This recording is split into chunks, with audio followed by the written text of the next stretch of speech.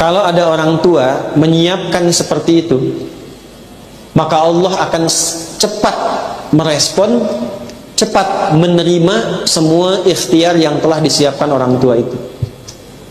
Jadi kalau ada ibu sekarang pulang ke rumah menyiapkan tuntunan ini untuk anaknya, walaupun sudah terlahir, ibu siapkan, ibu ikhtiarkan, ibu doakan, ibu yakinkan kepada Allah, fataqabbalaha rabbuha, maka Allah menerima ikhtiar orang tua yang menyiapkan seperti ini. Biqabulin hasanin, dengan penerimaan terbaik. Kalau sudah Allah terima, ibu gak usah repot lagi. Wa anbataha nabatan hasana, Allah yang merawat Maryam itu dengan perawatan terbaik. Ibu gak pusing bu ngurus rezekinya, Allah yang rawat. Jadi investasi dari sekarang supaya ibu gak repot ke depan. Termasuk bab rezeki bu, ibu gak usah rawat lagi, gak usah mikirin, nanti Allah yang kirimkan. Yang paling hebat, walaupun ibu capek di awal mendidik, capek mengingatkan, kadang-kadang mesti pisah sebentar dengan anak, nangis lagi, doa lagi, tapi setelah anak itu tumbuh dan diperhatikan oleh Allah, semua investasi itu dibayar lunas. Ibu tinggal tunggu kebahagiaannya aja. Mereka anak-anak muda yang sudah merasa punya Allah, lalu kami lindungi kehidupan mereka.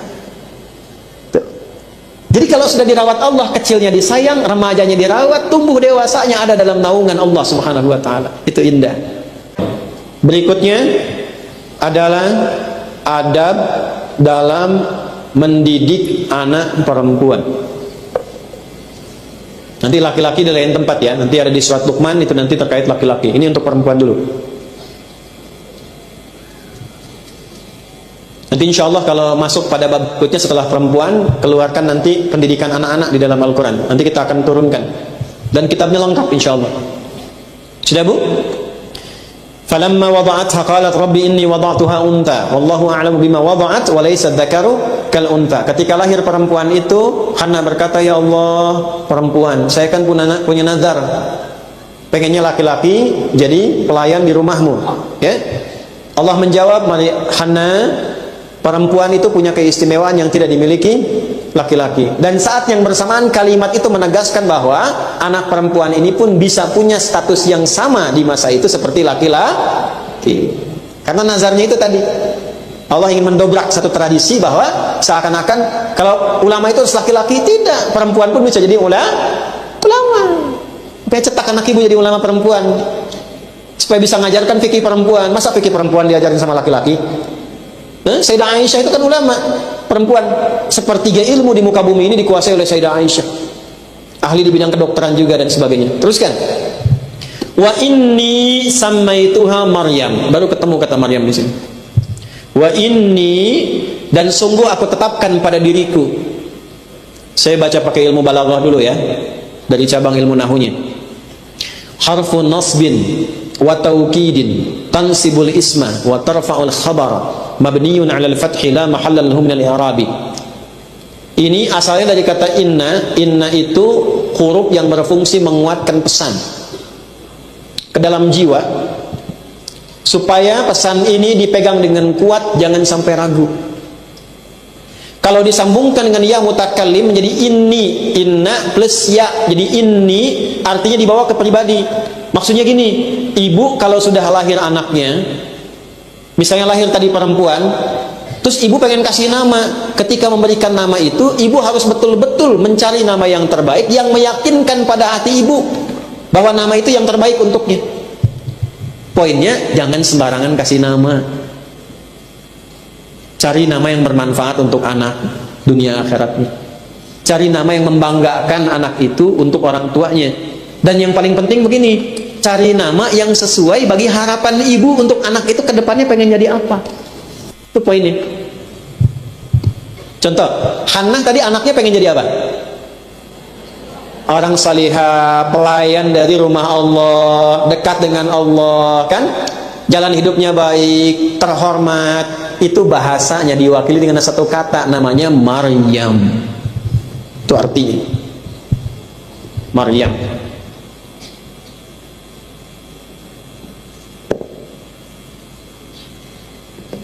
Artinya abidat, khadimah, afifah. Ini Maryam.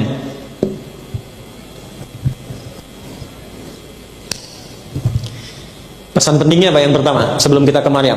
Beri nama anak itu sesuai dengan doa dan harapan ibu saat anak itu dikandung. Karena setiap ibu yang mengandung pasti punya harapan untuk anaknya. Pasti itu. Kalau harapan standar pengen jadi anak soleh, itu pasti. Itu ada di Quran surah ke-7 di ayat 189. Falamma taghasyaha hamalat hamlan khafifa famarrat bi. Ketika seorang perempuan tengah mengandung, bergaul dengan suaminya, mengandung, kemudian kandungan itu mulai berkembang.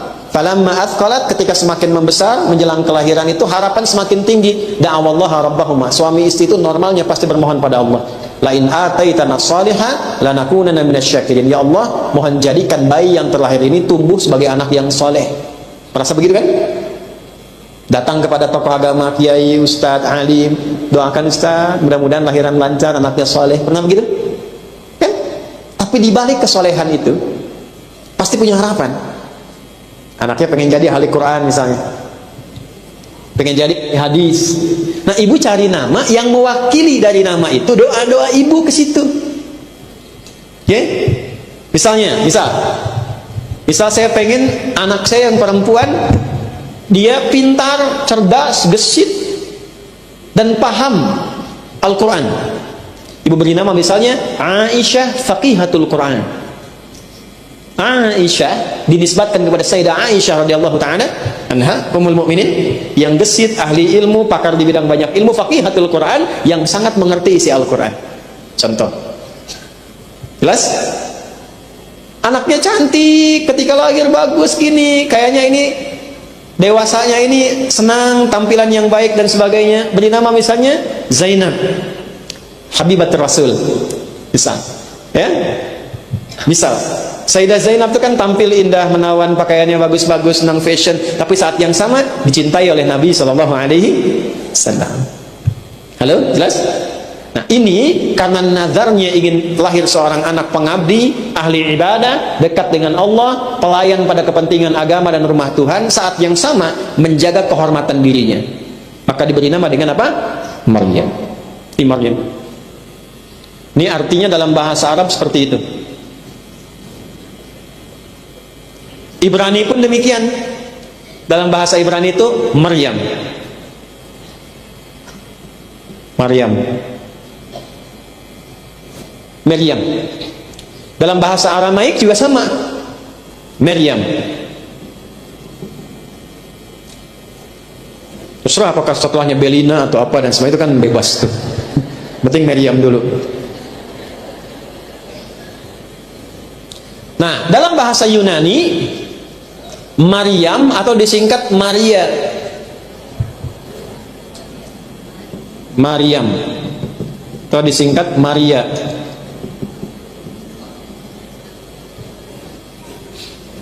Nah, Ibu, kalau fokus saya nerangkan nasab di awal tadi itu, saya akan katakan Yunani itu kan muncul 8 sebelum Masehi. Nanti berkembang mempengaruhi Romawi 200 nanti. Ya, 200 tahun sebelum Masehi. Di masa-masa itu banyak sekali Romawi dipengaruhi oleh Yunani, termasuk bahasa-bahasanya. Ibu, saya bukan cerita ya, karena saya juga dosen. Saya mengajar khusus untuk S3 di linguistik di UPI. Mahasiswa saya semua S3. Dan materi saya mengajar hari ini tentang semiotik. Semiotik itu cabang di bidang bahasa untuk meneliti akar-akar dan tanda-tanda dari bahasa, dari penampilan, dari fenomena. Ya, misalnya kenapa ini ada rombongan yang jilbabnya kok hitam gitu, yang satu jilbabnya kuning, ininya gini, apa keadaannya dan suasana hatinya atau keadaan itu ada di semiotik, itu ada cabang seperti itu. Nah, dalam semiotik itu diuji kata itu dari mana sumbernya. Jadi kalau kita belajar semiotik sampai di linguistik nanti ada 7 tahapan sampai ke wacana. Jadi kalau menemukan kata, misalnya semiotik dari kata semion di Yunani, dasarnya seme. Seme ini dasarnya di bahasa Arab, simya, dari kata sama yasmu. Digali tahun berapa? Dari tahun ini nanti munculnya turun ke siapa? Sampai jadi teori, sampai jadi disiplin ilmu. Nah, Maryam ini asal kata dasarnya itu Maryam juga dari bahasa Ibrani yang tadi. Ini yang banyak digunakan di era-eranya tadi, yang dari Nabi Ibrahim ke Nabi Musa, Nabi Daud, Nabi Sulaiman. Makanya di lingkungan orang-orang Yahudi sekarang yang menguasai Palestina dihidupkan lagi bahasa Ibrani. Maryam itu panggilannya tetap Maryam. Kenapa saya bicara Aramaik? Karena di era Aramaik ini saat 200 tahun sebelum Masehi itu banyak dipengaruhi oleh Yunani, berkumpul di situ kemudian bahasanya yang tadinya Maryam berubah jadi ejaannya Maryam, maka disingkat menjadi Maria. Diserap ke dalam turunan bahasa Latin, pindah ke Inggris menjadi Mary. Saya serius. Ya? Jelas? Maka dari sini kemudian muncul istilah nama Maria. Asalnya ke Yunani. Dari Yunani itu singkatan dari Maryam. Tarik ke atas ya ketemu Maryam. Ini Ibraninya Maryam. Nah, bahasa Arab itu ketika menampilkan di Quran Maryam mengkonfirmasi nama asal dari linguistik aslinya, dari bahasa aslinya. Siapa namanya? Maryam. Jadi kalau disebut Maryam benar? Benar. Maryam benar? Benar. Maria benar? Benar. Bunda Maryam, Bunda Maria adalah sosok yang sama, mengacu kepada sosok mulia Maryam, putrinya siapa? Hannah. Dari suaminya siapa? Imran. Jelas sampai sini? Nah, tapi yang penting bukan jelas itunya. Yang penting itu Maryam ini mewakili makna nama dari sebuah doa. Pesan pentingnya, ibu tidak harus mengganti nama anak ibu atau ibu pulang dari sini jadi Maryam semua, bukan. Setelah pulang ganti status semua Maryam. Aduh. Nah, ibu. Dah. Satu nama. Jadi kalau beli nama itu satu mesti pede, Bu. Yakin. Istikharah nggak apa-apa. Yang kedua tadi cari jalan sesuai dengan niat doanya. Dah, ada satu ya. Ini baru mulai kelahiran nih. Kalau ada anak yang namanya membawa takdir perjalanan yang kurang baik bagi hidupnya, boleh diganti namanya. Boleh. Dulu zaman Nabi itu ada seorang sahabat masuk Islam, hidupnya murung terus. Karena namanya si murung. Diganti oleh Nabi si bahagia. Dari situ berubah. Nama itu doa. Nama itu apa? Doa. Dan hati-hati termasuk nama-nama yang tidak baik yang memang harus diganti. Misal, ibu kenal Abu Hurairah? Saya bilang kenal. Sahabat Nabi kan? Nama Islamnya Abdurrahman. Nama awalnya Abdus Syams. Abdus Syams itu hamba matahari. Beliau Majusi, masuk Kristen, masuk Islam mu'allaf. Begitu masuk Islam diganti menjadi Abdurrahman, hambanya Allah yang maha penyayang. Ada nama-nama setan, hati-hati bahaya. 9. Ya, ibu paling ingat Dasim gitu kan? Ya, ada 9 nama tuh. Ya. Hati-hati, termasuk cek nama suami, nama anak tuh ya, yang laki-laki. 1 nama. Kalau di bab ini tidak ada artinya ungkapan Shakespeare. Apalah arti sebuah? Tidak, nama sangat berarti. 2. Wa inni u'idzuha bika wa dzurriyyataha minasyaitonir rajim.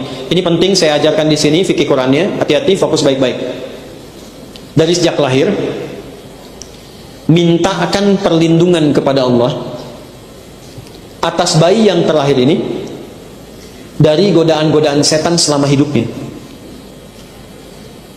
Ibu, ini kalimat yang diabadikan Quran dan ini menjadikan Maryam dan anaknya Isa bin Maryam 2 manusia di muka bumi. Perhatikan baik-baik, yang langsung dijamin Allah tidak diganggu oleh setan saat lahirnya. Makanya ketika nangis, nangisnya pelan, Bu. Gak banyak teriak. Nangisnya pelan. Ini saya bukan bicara tentang medis ya. Kalau medis itu urusan lain. Itu hal yang lain. Tapi ini menunjukkan betapa lahir itu tenang anaknya, lembut anaknya, tetap menangis juga, tapi dalam keadaan yang sangat tenang. Ada faidah apa? Ada manfaat apa? Karena ketika terlahir, baru dilahirkan, kemudian dimohonkan pada Allah oleh ibu yang baru melahirkannya. Suami juga boleh menyampaikan itu, karena di sini disebutkan suaminya Hannah yaitu Imran sudah meninggal sebelum Maryam lahir. Apa doanya? Ibu boleh mengulang kalimat yang sama persis kata para ulama dengan kalimat Hannah ini. Di Quran surah ketiga ayat ke-36. 2. Ini nama sudah, yang kedua doa saat kelahiran. Quran surah ketiga ayat 36. Kita masih ada waktu. Panitia, saya izin tambah 15 menit, boleh ya? Boleh. Ibu kan tinggal boleh aja gitu. Kita bertanggung jawab. Perhatikan dari kalimat ini, wa inni u'idzuha bika wa dzurriyyataha minasyaitonir rajim. Perhatikan Bu ya, saya ajarkan doanya. Kalau lahiran anak, kalau sudah terlewat bagaimana Ustaz? Boleh saat malam sebelum tidur, ya, setelah anak tidur ibu pegang misalnya keningnya gini, terus ibu doakan, Allahumma inni. Nah, kalau anaknya perempuan, u'idzuha bika wa dzurriyyataha minasyaitonir rajim. Jelas ya? Allahumma inni u'idzuha bika wa dzurriyyataha minasyaitonir rajim. Kalau anaknya laki-laki, haknya tinggal ganti hu. Haknya ganti apa? Hu. Allahumma inni u'idzuhu bika wa dzurriyyatahu minasyaitonir rajim. Jelas ya? Ya Allah, sungguh aku bermohon kepadamu dengan segala kerendahan dan ketulusan agar engkau berkenan melindungi anakku ini dan seluruh keturunannya dari provokasi setan selama hidupnya. Jelas? Ya, ini bagian penting doa. Karena gini Bu, maaf ya, anak itu sebagaimana baiknya ibu merawat, tetap tidak akan lepas dari objek godaan setan. Setan tuh nggak akan melepaskan sepanjang itu masih keturunan anak Adam. Ibu latih di rumah, didik, rajin mengaji, taat pada orang tua. Ketika anak itu keluar rumah, siapa yang memastikan anak itu bergaul dengan cara yang benar? Dapat pengaruh di lingkungannya. Ini saya bicara di sini Bu ya. Saya pernah bicara bertemu dengan seseorang yang bersedih saat tumbuh dewasanya. Anaknya TK-nya TK Islam, SD-nya SD Islam, SMP Islam, SMA Islam. Begitu masuk perguruan tinggi, 2 pekan tidak pulang ke rumah. Begitu pulang, minta izin pindah agama. Ibu tahu Nabi Yusuf kan? Ya kan? Punya berapa saudara? 11. Karena beliau total, Nabi Yakub itu 12 anak kan? Ya kan? Halo? 12 ini Nabi Yakub itu tidak pernah lepas. Ini bisa ibunya, bisa ayahnya, tidak pernah lepas memohon kepada Allah agar dilindungi 12 anaknya ini dari provokasi setan. Apa yang terjadi? Ketika anaknya mulai tumbuh, yang Nabi Yusufnya ini terlihat baik, itu kan wajar. Biasanya orang tua punya kecenderungan kan, tanpa melupakan yang lain. Nabi Yakubnya adil pada semua anaknya, tapi melihat ada potensi lebih unggul di Nabi Yusuf alaihissalam, maka diarahkan sesuai potensinya. Yang 11 anak ini, yang satu adiknya Yusuf namanya Bunyamin, mendukung kakaknya, mendorong ayahnya juga dengan itu. Yang 10 diprovokasi oleh setan. Supaya apa? Supaya mereka berbuat jahat kepada Yusuf ini. Maka apa yang terjadi? 10 orang rapat di samping rumah. Perhatikan Bu ya. 9 mengusulkan uqtulu Yusuf. Sudah, selesaikan Yusuf, eksekusi saja. Supaya apa? Supaya ayah nanti nggak punya perhatian lagi ke Yusuf, perhatiannya ke kita semua. Itu kan logika anak yang baru tumbuh Bu, ada remaja, cemburu kepada saudaranya. Dari cemburunya menghasilkan niat yang diprovokasi setan untuk mengakhiri hidup saudaranya. Supaya ayah perhatiannya ke kami saja. 10 kumpul, 9 memutuskan selesaikan Yusuf. Satu orang mengatakan, jangan eksekusi, cukup lemparkan aja ke tempat gelap, diambil oleh orang lain, yang penting kan menjauh dari kita. Saya tanya pada ibu, kalau 10 orang rapat, 9 orang ada suara, 1 orang ada suara. Kalau 9 mengusulkan A, 1 mengusulkan B, 10 rapat, yang diterima yang mana? Yang 9. Yang ini menarik, 9 orang mengusulkan, 1 orang mengusulkan, 10 rapat, 9 orang mengusulkan A, eksekusi Yusuf, 1 orang mengusulkan jangan, lempar aja ke tempat gelap. Yang menarik, yang diterima ini yang 1. Padahal setan kalau memprovokasi tidak pernah turun, selalu naik. Pertanyaan saya, kok bisa pindah ke 1 dari yang 9 ini? Kesimpulannya 1, karena ayahnya tidak pernah putus mendoakan semua anak-anaknya.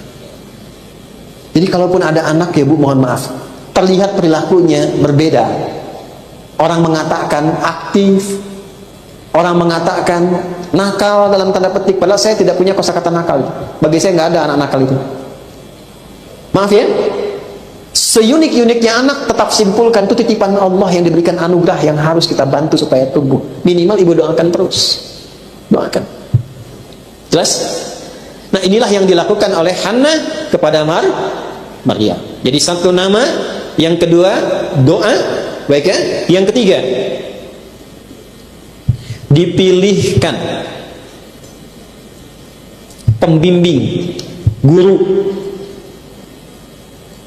yang pintar dan salih.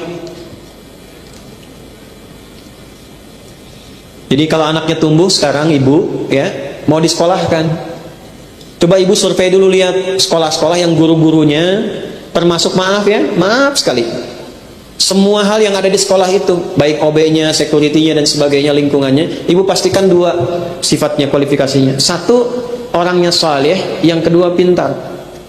Tidak cukup dengan pintar saja. Kalau tidak ditemukan sifat soleh dalam kepintaran, nanti akan merusak. Termasuk pesantren. Awas nih ya, zaman berubah, pesantren ini, mohon maaf sekali lagi, ada orang yang berusaha menjadikan pesantren itu kesannya buruk, sehingga bikin pesantren-pesantrenan, bukan pesantren betulan. Ya, ibu teliti dulu Bu, kalau sudah namanya aneh-aneh, ya sudahlah. Ya, lihat namanya sudah jelas, kiainya jelas, orang-orangnya jelas, kesolehannya mu'tabar, kepintarannya juga teruji, baru titipkan. Ibu tenang di situ. Jangan cuma lihat ini gratis, ini nggak bayar, ini ringan, tapi ibu mengorbankan masa depan anak di dalamnya. Itu yang terjadi sekarang tuh di beberapa tempat tuh. Ya, saya dorong tuh Kementerian Agama itu diseleksi lagi tuh pesantren-pesantren itu. Karena ada yang cuma pura-pura bikin pesantren begini, tapi hanya untuk melampiaskan nafsu dan mengecilkan nama pesantren sehingga pesantren itu jatuh. Padahal pesantren lembaga hebat. Balik ya, balik. Jadi cari kriteria guru yang saleh dan pintar. Soleh tidak pintar kurang baik, pintar tidak soleh pun tidak baik. Satukan keduanya. Ibu survei, lihat sekolah yang baik, yang bagus bagaimana. Dah, pelan-pelan nih. Maka 12 imam ini berebut. Imran sudah meninggal kan? Di begitu lahir Bu. Ini saya mau tutup ya, karena kita mau berakhir. Kan masih ingat gak? Hannah kan bernazar kan? Nazarnya? Nazarnya kan akan diserahkan supaya dirawat ya. Jadi merawat rumah Allah, tumbuh nanti jadi seorang hamba yang taat ibadah, rajin dan sebagainya. Maka ini kan harus dititipkan, yang merawatnya siapa? Maka ketika baru dilahirkan, diberikan ASI cukup dan seterusnya, maka diserahkanlah. Ini dalam bahasa kitab itu dibungkus pakai kain, dibaguskan. Setelah itu dicukupkan, diserahkan kepada para imam-imam tadi. Maka imam-imam itu berebut ingin merawat Maryam ini supaya mereka menjadi orang yang merawatnya tumbuh menjadi anak yang sukses, solehah. Karena tahu ini ibunya soleha, ayahnya soleh juga, pasti anaknya juga soleh. Dan lahir dari proses yang tidak biasa. Jadi Maryam ini unik, ibunya melahirkan tidak biasa, Maryam pun akan mengandung dan melahirkan tidak biasa, anaknya pun tidak biasa. Ini menarik nih. Ya, pelan-pelan, pelan-pelan. Maka Nabi Zakaria mengatakan, saya kan pamannya, saya Pak Le-nya, saya lebih berhak. Yang lain mengatakan, ini tidak ada urusan dengan Pak Le, Pak Ade ataupun yang lainnya. Ini urusannya dititipkan ke sini, kita semua panitia di sini, kita undi. Maka mereka mengundi dengan 3 kali tahapan. Tuliskan nama, dikocok begini, keluar satu, begitu keluar namanya Zakaria alaihissalam. Oh ini belum yakin. Yang kedua harus dikasih beban, kasih beban, kemudian ke air ditumpahkannya. Nanti yang keluar, kalau keluar bebannya jatuh, kemudian jatuh itunya satu, maka itu yang jadi perawatnya. Apa yang terjadi?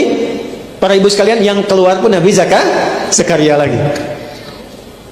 Yang ketiga, 3 kalinya, sekarang semuanya ditumpahkan. Yang ngambang ke atas, yang tenggelam, itu yang tidak merawat. Yang ngambang ke atas, ya, mengapung ke atas, itu namanya dari kayunya itu yang merawat. Maka 12-nya kemudian dilemparkan ke air dengan tulisan nama. Yang mengambang, mengapung ke atas, itu tulisannya pun Nabi Zakaria lagi. Baru yang lain mengatakan, memang sudah kamu yang harusnya merawatnya, katanya. Sepakat semua. Ya, maka ini menunjukkan apa? Di sekolah yang baik, guru-guru yang baik itu akan punya semangat yang sama semuanya untuk mendidik anak-anak menjadi baik. Sekolah yang baik itu begitu, gurunya kompak, semua punya visi. Bukan hanya ngejar target kurikulum. Jadi kalau ada guru-guru di sini tuh, kurikulumnya begini kejar-kejar, tapi tidak memastikan anak itu benar tidak belajarnya. Paham tidak? Guru yang baik adalah guru-guru yang kompak, ingin memastikan anak didiknya terawat oleh sosok yang terbaik. Terakhir, kalau ibu sudah berdoa, memberi nama dengan baik, mencarikan guru yang terbaik, tinggal satu lagi, yang keempat. Ini agak spesial ya. Ini di rumah tempatnya. Usahakan kalau anak ingin soleh betul dekat dengan Allah dan investasi untuk orang tuanya di masa depan, siapkan mihrab untuknya. Apa namanya?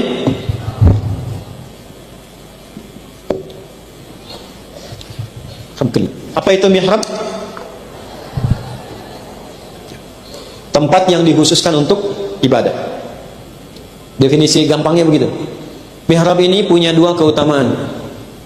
Satu, mempercepat datangnya rizki dari sisi yang tidak diduga. Dua, mempercepat jawaban doa. Semakin soleh orangnya, semakin solehah, dia punya mihrab, terkadang belum minta Allah sudah beri.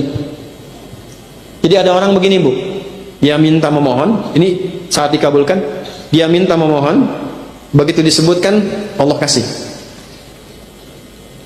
Ada orang yang baru terbersit di benaknya saking dekatnya hubungannya dengan Allah, dan dia butuh itu, baru terfikir Allah sudah berikan. Nah, mihrab itu mengantarkan pada yang kedua. Kenapa tempat imam diberi nama dengan mihrab? Karena diharapkan imam saat memimpin jamaahnya menunaikan ibadah, doanya cepat diterima oleh Allah Subhanahu wa taala. Karena itu tidak boleh sembarangan memilih imam dalam masjid. Nah, ibu boleh bisa siapkan mihrab di dalam rumahnya. Bisa satu bentuk ruangan, atau kalaupun ruangannya terbatas, sehamparan sejadah. Syaratnya cuma satu, jangan campuri di dalamnya dengan urusan yang bukan ibadah. Bahasa gampangnya, khususkan untuk ibadah saja, walaupun sehamparan sejadah. Di situ ibu berdoa, baca Qurannya, sholatnya, zikirnya. Di luar kepentingan ibadah, ibu keluar dari mihrab. Jelas? Termasuk bikin status. Keluar. Klik. Sedang di mihrab nanti ya teleponnya. Nah, keluar. Ya. Sudah berapa? Saya sebutkan 4 ya. Yuk, 1 apa masih ingat?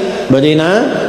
2, 3, pilihkan guru yang baik, soleh dan cerdas. 4, siapkan Nah, sekarang saya tutup ayat 37-nya.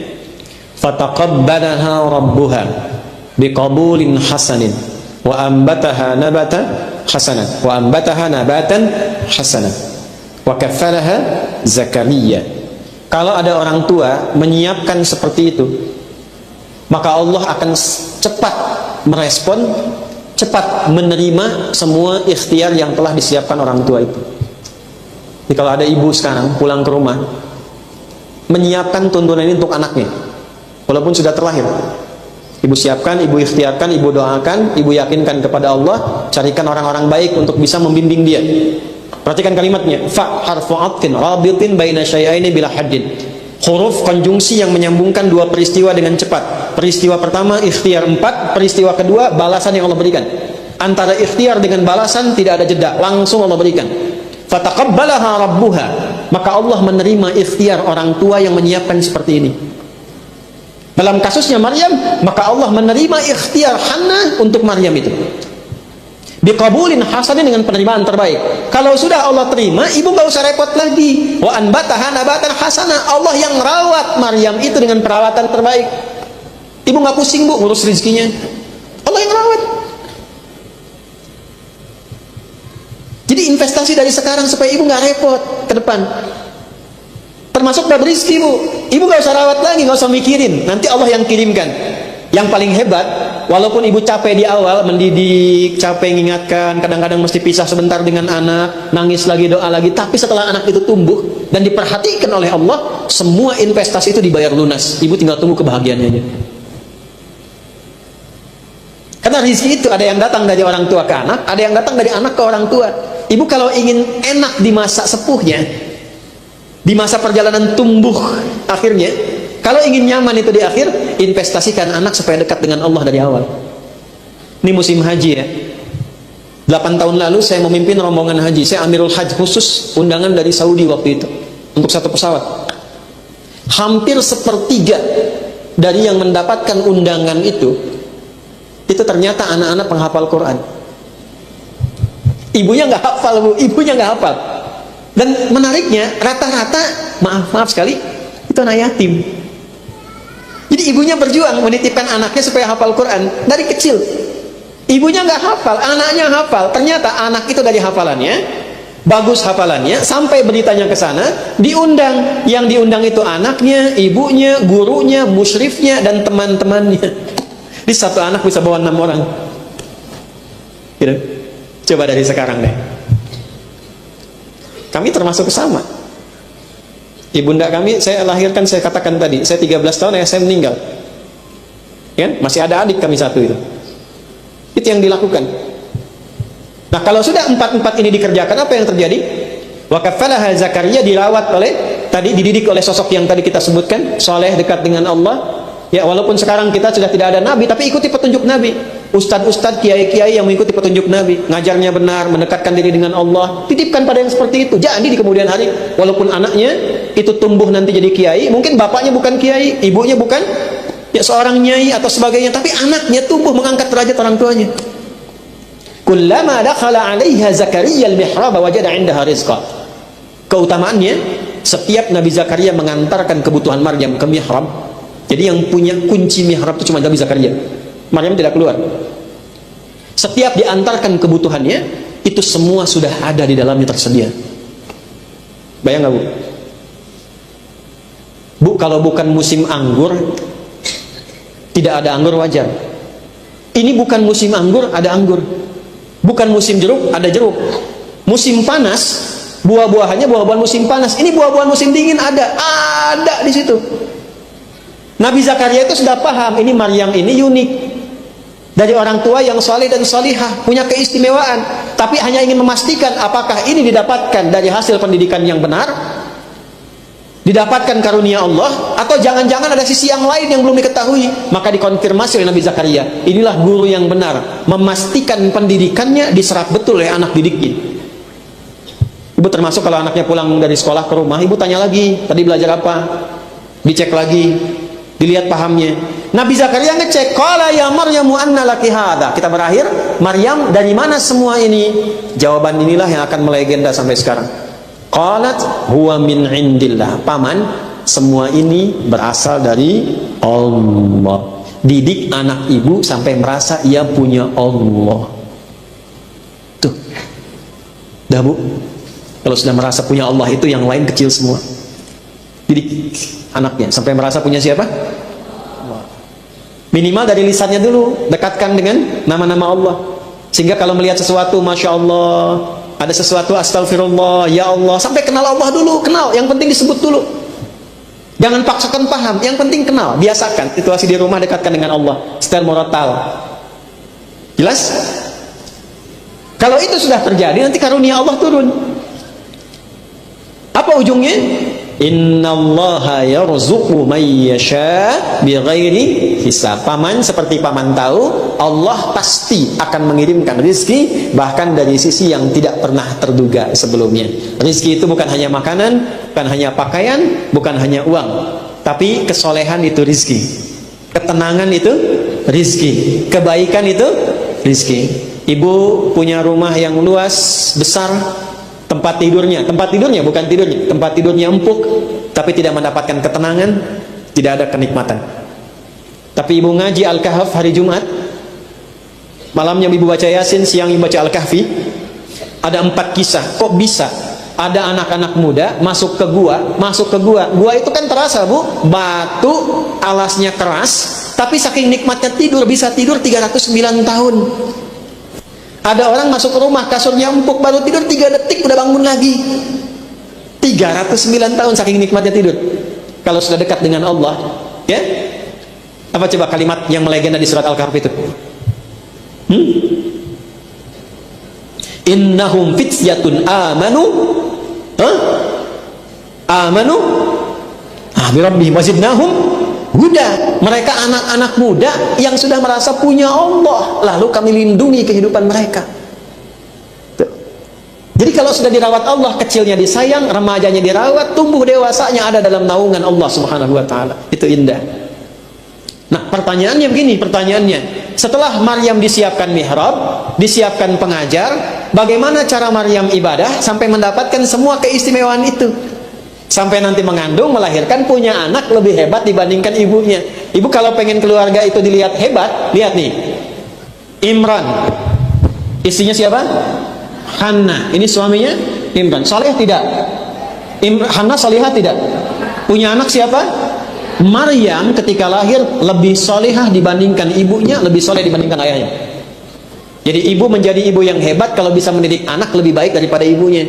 Ibu boleh nggak hafal Quran, tapi siapkan anak saya mesti lebih baik daripada saya. Hafal. Nanti anaknya punya anak lagi, cucu ibu lebih baik daripada ibunya, plus kakek neneknya. Maryam punya anak siapa? Isa. Maryam bukan nabi, Isanya nabi. Maryam bukan rasul, Isanya rasul. Jadi keluarga hebat itu selalu melahirkan orang-orang hebat, lebih hebat dari sebelumnya. Itulah kenapa disebut Nah, pertanyaannya, ibadah apa? Kegiatan apa? Ketaatan apa yang dikerjakan oleh Maryam sampai mendapatkan karunia-karunia semacam ini? Itu yang akan kita bahas di pertemuan berikutnya, insyaallah. Terserah. Yang penting waktu habis. Jelas, Bu? Sebentar sebelum lahir. Ini saya kasih PR dulu, enak aja PR dulu. Enggak, mulai sekarang akan ada PR. Ya, kalau bisa sih dikumpulkan PR-nya. Minimal diperiksa.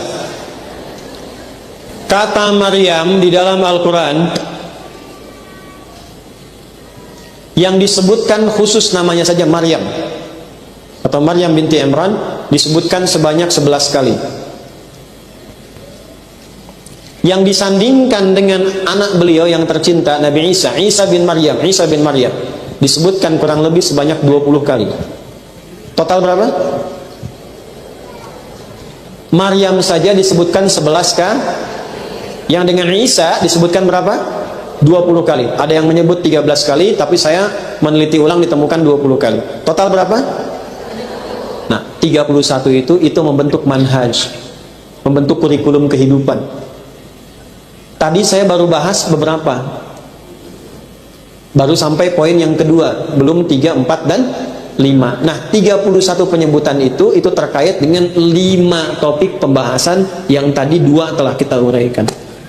Ya, jadi telah kita bahas yang ayat 33, 34, 35 mulai disebutkan nama Maryamnya, 35 nazarnya, 36 namanya, 37 berkaitan dengan gurunya.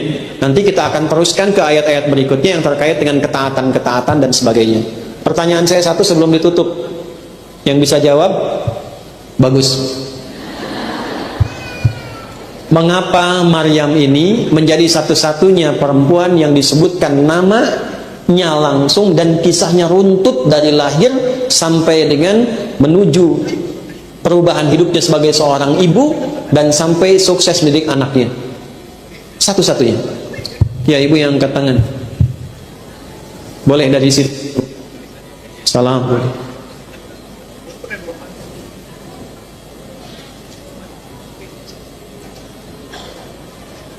Baik, terima kasih. Sudah cukup satu saja ya. Jawabannya kurang tepat ya, Bu, tapi tidak apa-apa. Bagus. Begini, ini penting sekali sebelum nanti kita sampai ke tahap berikutnya. Mengapa Allah menyebutkan nama Maryam langsung dengan keturunan ke atasnya dan ke bawahnya? Maryam anak siapa, keturunan dari siapa, perjalanan hidupnya bagaimana, kebiasaannya bagaimana sampai dengan punya anak? Karena Maryam itu satu-satunya perempuan di muka bumi yang mendapatkan prasangka dari sebagian manusia bahwa ia melahirkan anak yang statusnya menjadi Tuhan. Sehingga ada yang mengira itu ibunya Tuhan. Maka dijelaskanlah oleh Allah sifat-sifat Maryam untuk memberikan pemahaman pada manusia bahwa Maryam ini punya sifat kemanusiaan seperti manusia pada umumnya.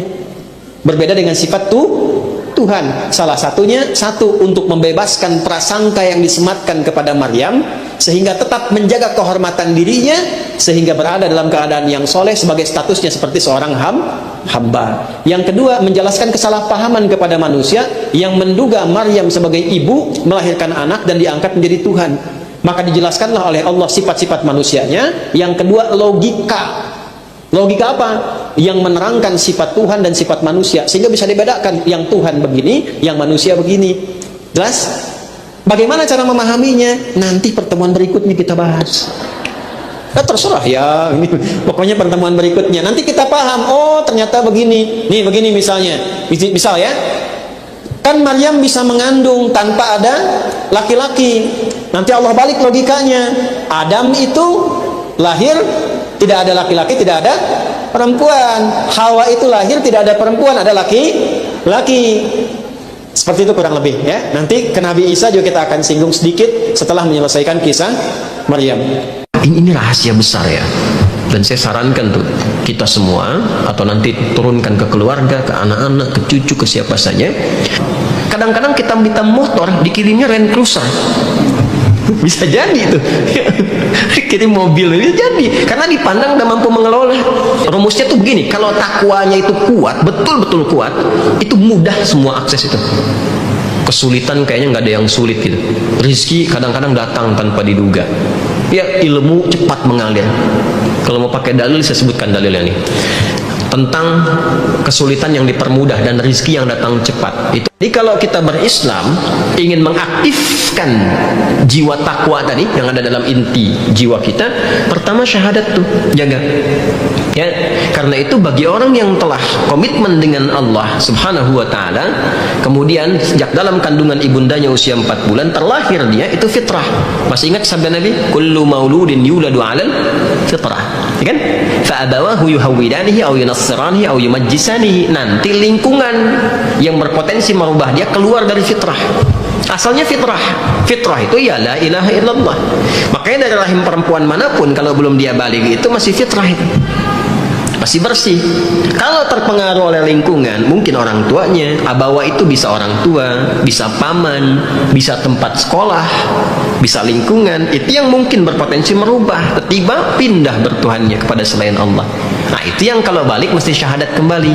Artinya mengaktifkan kembali itu sinyal fitrahnya itu dengan kalimat asyhadu an la ilaha illallah. Jadi kita sudah punya ini. Karena sudah punya itu, imannya aktif nih.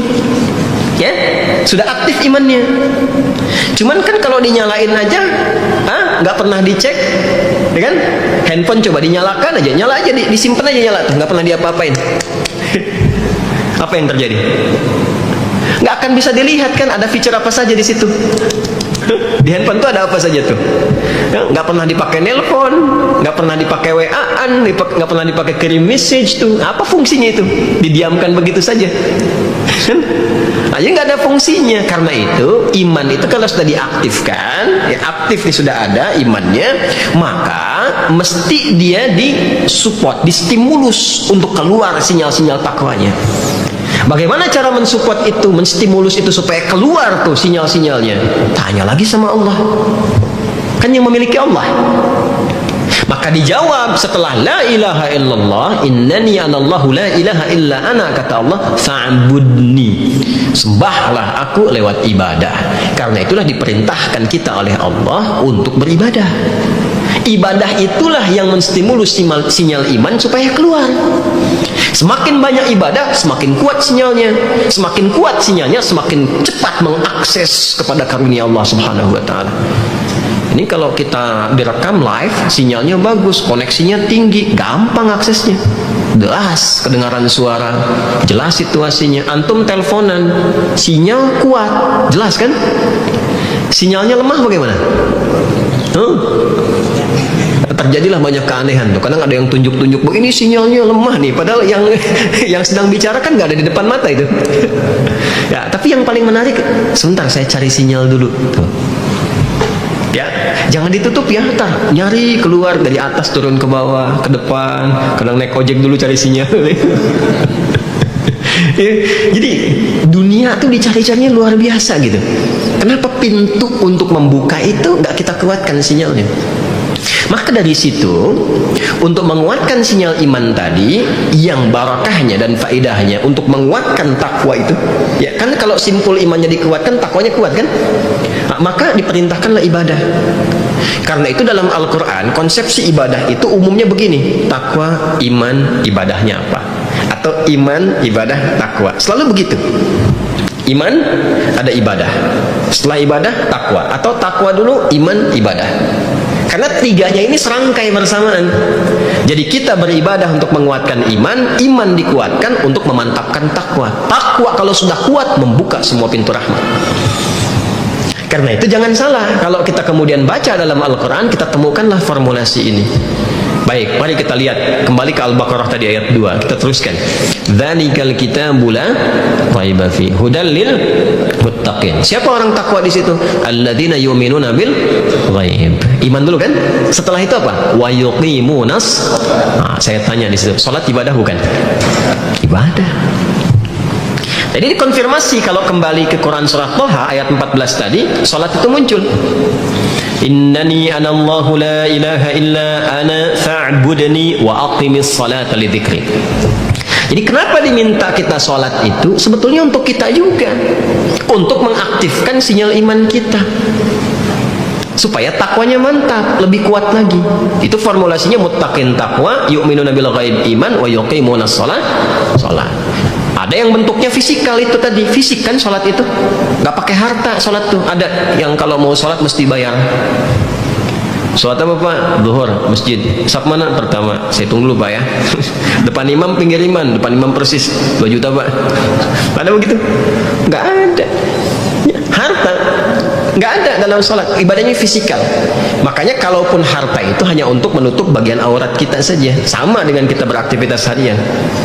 Nah, ada yang diberikan oleh Allah harta misalnya, kita nanya, ya Allah, harta ini kalau mau dijadikan ibadah bagaimana? Supaya membuka lagi pintu-pintu harta yang lain. Kan teorinya begitu.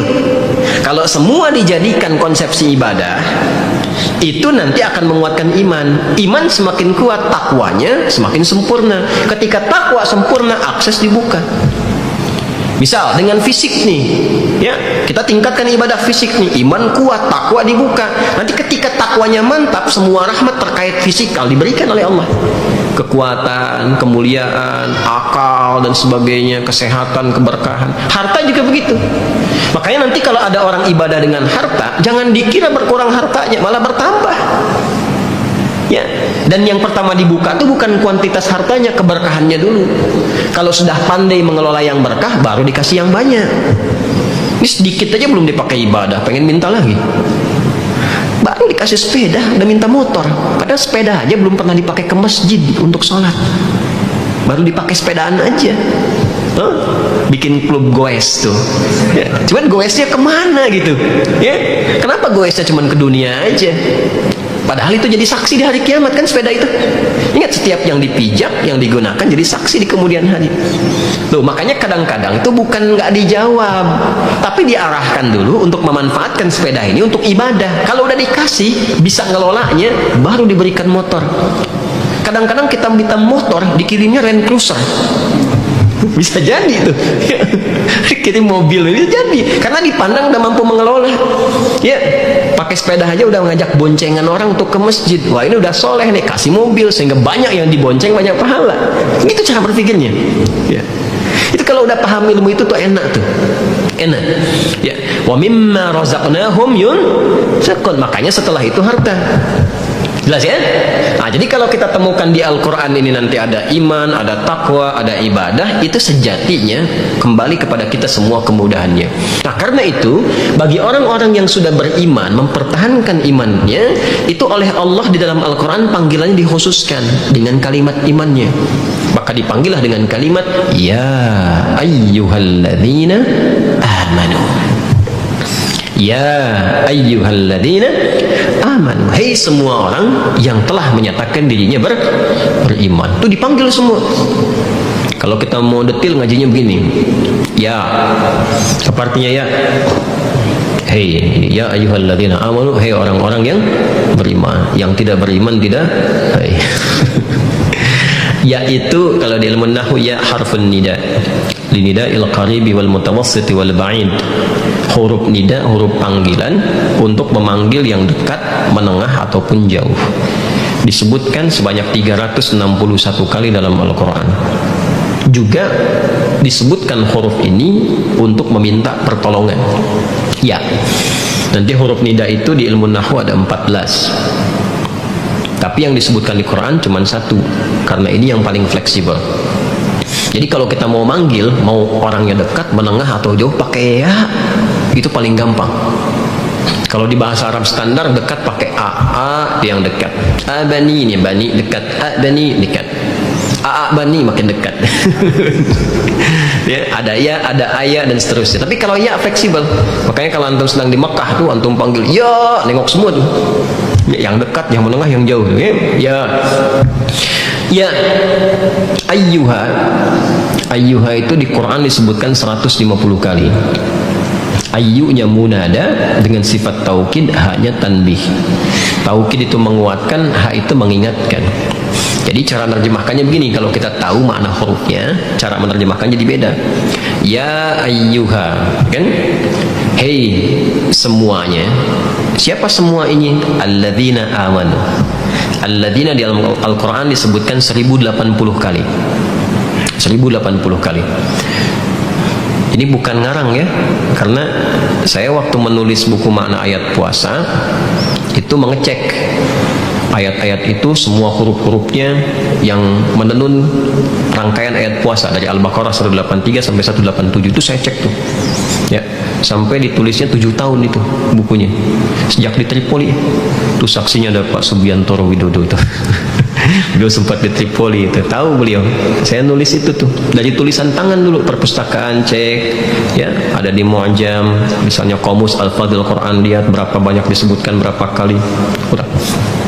Nah, alladzina itu isim mausul konjungsi, bisa berbentuk objek, kadang-kadang subjek, tapi ditujukan untuk semua, holistik, menyeluruh tanpa kecuali. Jadi objeknya kalau disebutkan itu bisa mencakup semua kalangan tanpa batas, mau laki-laki, perempuan, tua, muda, besar, kecil, mau status sosialnya disebut kaya atau cukup dan lain sebagainya, tanpa kecuali. Jadi kalau Allah katakan begini, difirmankan ya ayyuhalladzina amanu, hei semua yang telah menyatakan beriman, tanpa kecuali. Mau kalian laki-laki, perempuan, besar, kecil, tua, muda, status sosial dunia apapun yang dilekatkan oleh manusia, oleh makhluk.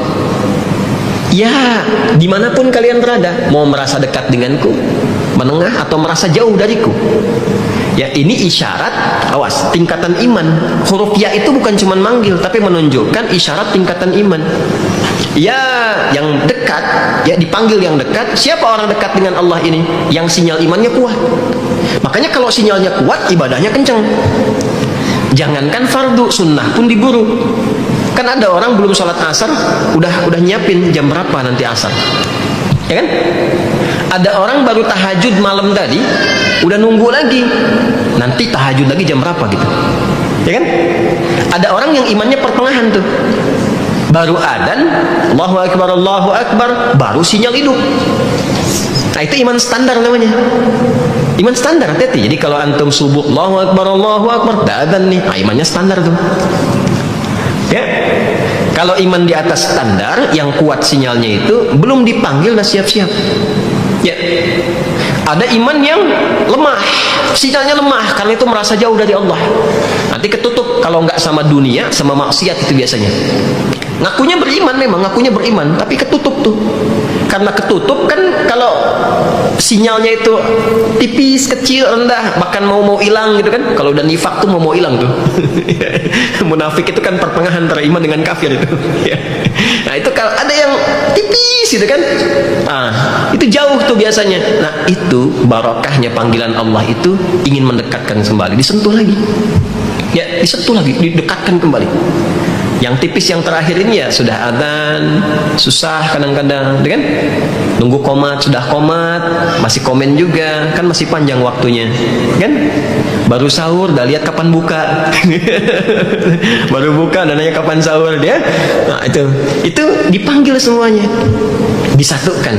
Karena itu indahnya ketika dipanggil ya ayyuhalladzina amanu, jangankan yang imannya kuat, yang imannya lemah pun itu bisa mendapatkan karunia yang sama, bisa mendekat kepada Allah. Itu barakahnya kalimat ya ayyuhalladzina amanu. Nah, kalau dipanggil ya ayyuhalladzina amanu, itu khusus panggilan bagi kita yang telah berikrar beriman. Allah tuh sayang sama kita. Masih ingat gak konsep tadi itu? Masih ingat ya? Kalau sinyal imannya kuat, maka pengaruhnya ke takwa menjadi apa? Lebih kuat, lebih mantap. Kalau takwanya mantap, pengaruhnya kepada kita apa? Rahmat Allah dicurahkan kepada kita. Sudah umum. Ya, rumusnya tuh begini, kalau takwanya itu kuat, betul-betul kuat, itu mudah semua akses itu. Kesulitan kayaknya nggak ada yang sulit gitu. Rizki kadang-kadang datang tanpa diduga. Ya, ilmu cepat mengalir. Kalau mau pakai dalil, saya sebutkan dalilnya nih.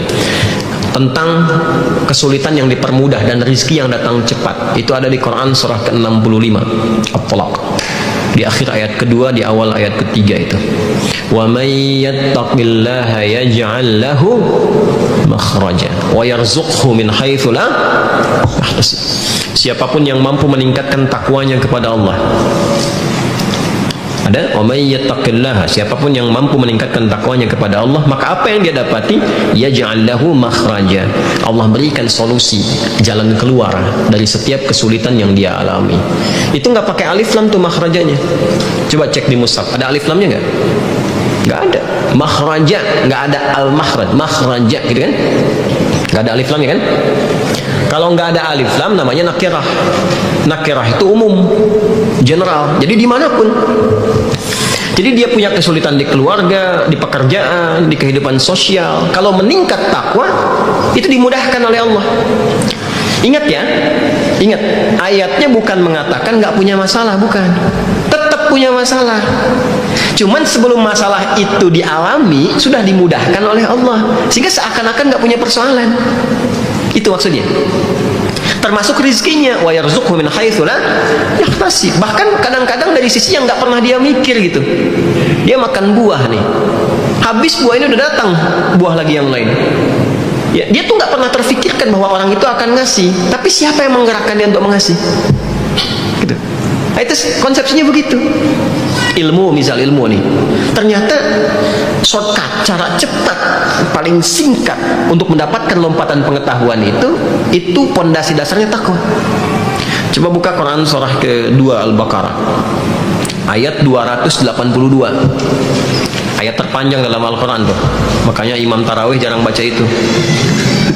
Saya lihat imamin tuh kalau udah Al-Baqarah suka dilompatin tuh. Udah 281 kan, tiba-tiba wattaqu yawman turja'una fihi ilallah. Dia lompat ke ayat 283 tuh. Rakaat keduanya. Dia berhenti dulu tuh rakaat pertama, rakaat kedua masuk lompat ke ayat 283. Dia pas-pasin sama la yukallifullah sampai 286 tuh. Nah, 282-nya lihat tuh. Lihat ujungnya, langsung ke bawah saja, langsung ke bawah, paling kiri sebelah bawah, pojok. Wattaqullah wa yu'allimukumullah. Ada? Wattaqullaha wa yu'allimukumullah wallahu bikulli syai'in alim. Ada? Wattaqullaha, dan tingkatkan takwamu kepada Allah. Wa yu'allimukumullah, kalau engkau mampu tingkatkan takwa kepada Allah, Allah akan tambahkan, ajarkan kepadamu tambahan pengetahuan. Jadi kalau kita mampu meningkatkan takwa itu dibuka oleh Allah akses pengetahuan. Mau belajar apa aja gampang. Makanya ini rahasia besar ya.